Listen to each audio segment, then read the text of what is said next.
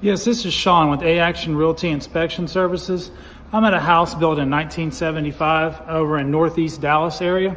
Just going to show you potential buyers exactly what we look for home inspection, and showing what I've got a little unusual situation here on this property, but I'm gonna talk you through it and show you what we're looking for. First of all, we have a new electrical panel installed here in the garage, and by the looks of it, it looks fairly good. It's a square D panel. It's 125 amp.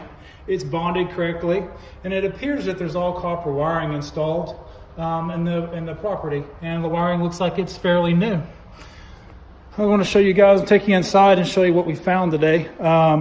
Again, if you were, maybe not an experienced home inspector or didn't want to further, know about what the deficiencies are in houses with age related, then you wouldn't know to look inside some of these outlets.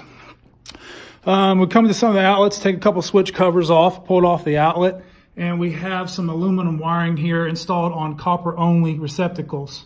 And also, as you can see on this red wire nut here, we've got some definitely signs of overheating and some charring on the wire nut itself there. As well as we go on down to the receptacle outlet, we have copper as well. We have aluminum installed on a copper only receptacle as well. So we're going to go ahead and further, have the client get this further evaluated by a licensed electrician to kind of put the correct type of connectors on it or pigtail it correctly, or at the very minimum, it should have aluminum rated receptacles and switches with antioxidant grease installed on it.